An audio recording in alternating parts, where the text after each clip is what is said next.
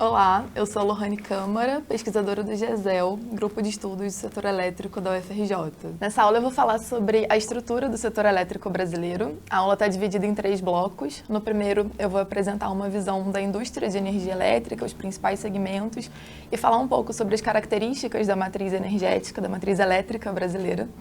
No segundo, eu vou falar sobre a estrutura de governança, então a gente vai passar um pouco pelas principais instituições e quais são as funções delas no setor elétrico. E, por fim, no bloco 3, a gente vai tratar das tarifas de energia elétrica, componentes de custo, como o que a gente paga na conta de luz e alguns fatores relativos à tarifa. Bom, então o setor elétrico ele é uma indústria de rede, é um setor que é um setor de infraestrutura essencial para várias indústrias, vários segmentos da nossa economia. Então, em toda a cadeia de valor, toda a produção de produtos e bens se usa energia elétrica, então é um bem fundamental, é um bem público e essencial para toda a população. O consumo de energia elétrica está muito associado ao desenvolvimento econômico, então para que os países consigam se desenvolver, isso até agora veio muito atrelado ao aumento, ao acesso à energia, né? Está se discutindo um pouco como eficientizar para que o aumento do desenvolvimento não esteja muito associado, né? Completamente correlacionado ao aumento do uso, então é preciso crescer e ao mesmo tempo se tornar mais eficiente, mas de modo geral a energia elétrica é muito importante para desenvolvimento. E também o acesso, a universalização do acesso à energia elétrica é um vetor de desenvolvimento, de qualidade de vida importante para a população. A indústria de energia elétrica, ela conta com 4 segmentos principais, então a gente tem geração de energia elétrica, transmissão, distribuição e comercialização. Os segmentos de geração e comercialização, eles são segmentos competitivos. No processo de estruturação do setor, de reformas que nós tivemos ao longo dos últimos anos, foram setores abertos à competição, nem sempre foram assim, mas atualmente é o regime, né, que a gente tem. E os segmentos de transmissão e distribuição, que são os segmentos de rede, são segmentos de monopólio natural, né? A gente chama de monopólio natural porque não é eficiente, não faz sentido que mais de um agente exerça aquela atividade. A concorrência não faz sentido nesse segmento. Então, a gente tem a estruturação como monopólio e, por isso, eles são segmentos regulados. Então, a gente tem algumas características específicas que a gente vai explorar ao longo da aula. Então, seguindo a lógica da indústria de rede, no segmento de geração, a gente tem a geração de energia, efetivamente, né? Energia que vai ser entregue para os consumidores finais, que vai chegar na nossa casa, para quando a gente precisar ligar a luz, o chuveiro elétrico, enfim. Então, a gente tem a matriz elétrica brasileira, é uma matriz que tradicionalmente foi composta por muitas hidrelétricas, a gente chegou a ter mais de 80% da nossa geração vindo, né, da água, então da geração hidrelétrica. Atualmente, por algumas restrições ambientais, né, e vários outros aspectos, a gente tem tido uma queda nos últimos 20 anos dessa participação. Então, a gente passou de uma participação de mais de 80%, atualmente a gente tem algo em torno de 53% de geração hidrelétrica. Então, nos últimos anos, a gente tem observado uma tendência mais recente, um aumento da participação das renováveis. Então, a eólica e solar vem crescendo muito nos últimos anos. A expectativa é que esse crescimento se acelere ainda mais daqui para frente. São fontes que estão se tornando cada vez mais competitivas e têm essa atratividade, tem uma complementaridade com as outras fontes da nossa matriz, com a eólica, com as térmicas. Então, a gente tende a ter uma matriz cada vez mais renovável. E é interessante olhar para a matriz energética brasileira versus o movimento que vem acontecendo no mundo,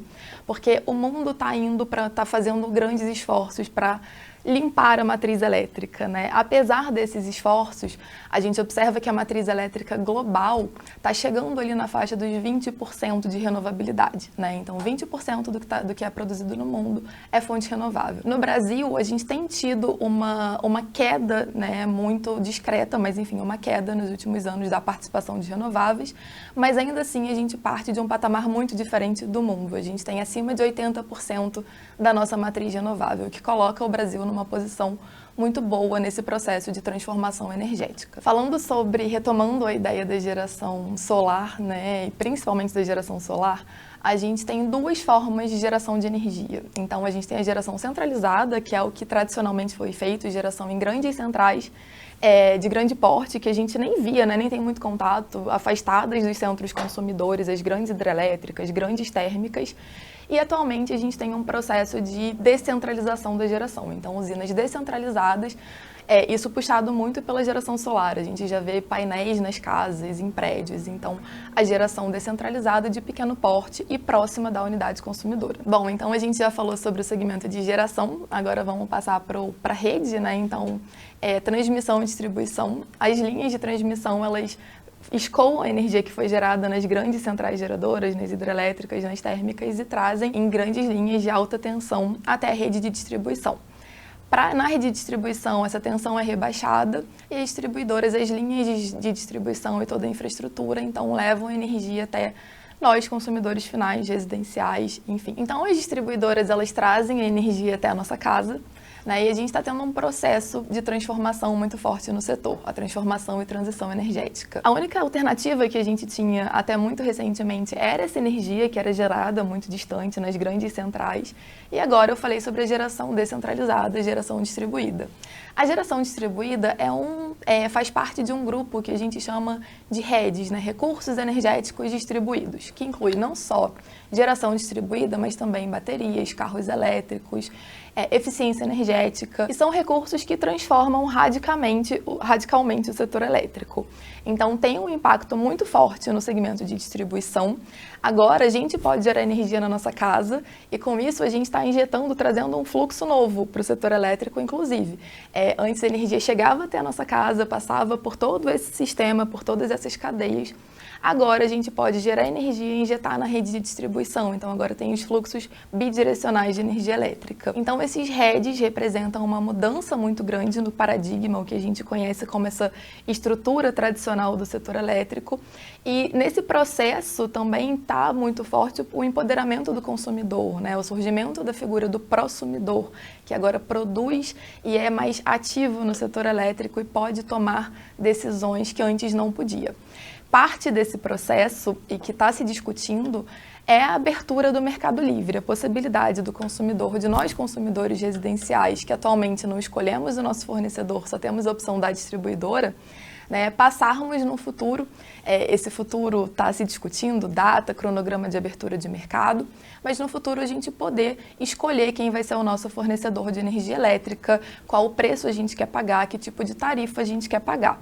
Então, todo esse processo de modernização, de transformação, afeta esse segmento de distribuição. A gente diz que é um dos segmentos mais afetados pela difusão dos recursos energéticos distribuídos, né, e que vai ter que se adaptar.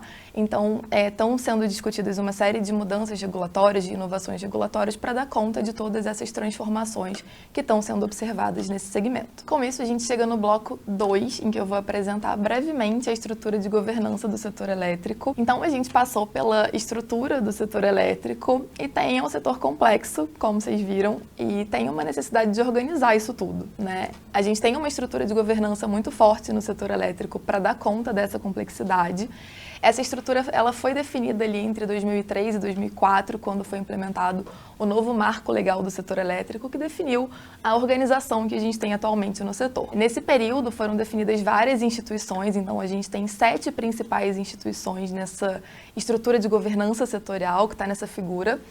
Eu vou destacar o papel de 2 aqui. A gente tem o Ministério de Minas e Energia, que implementa e define políticas para o setor energético, e a gente tem a ANEEL, que é a Agência Nacional de Energia Elétrica, que faz a regulação de todos esses segmentos. Uma das principais atribuições da ANEEL, uma das mais importantes, eu diria, é a definição das tarifas de energia elétrica, que é o que a gente paga pelo nosso consumo, né, de energia. Então, assim, a gente vai para o bloco 3, em que eu vou falar das tarifas, o que a gente paga, nossos componentes de custo. Para entender a tarifa de energia elétrica, é importante a gente entender que a tarifa é o que a gente paga e que cobre o custo da energia chegar até a nossa casa. Então, para remunerar a transmissão, a geração, a distribuição, tudo isso está embutido na nossa tarifa, na nossa conta de luz, né?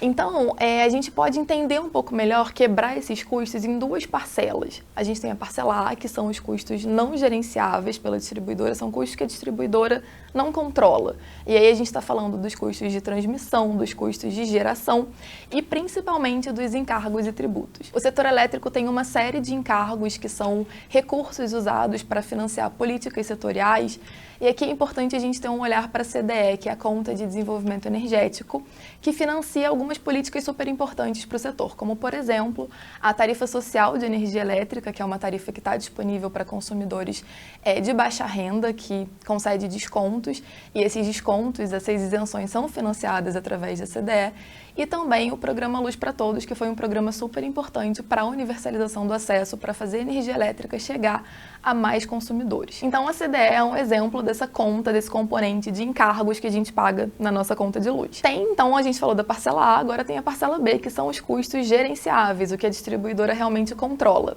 E aqui, nesse grande componente, a gente está falando dos custos, dos investimentos que ela faz na rede e também dos custos de manutenção e operação de toda a infraestrutura que ela precisa manter para atender o consumidor. Então, a gente viu o que a gente paga, quais são os custos que a gente paga na conta de luz, mas efetivamente quanto isso pesa no nosso bolso, da tarifa de energia, da conta de luz que a gente paga todo mês, o que vai para cada lugar.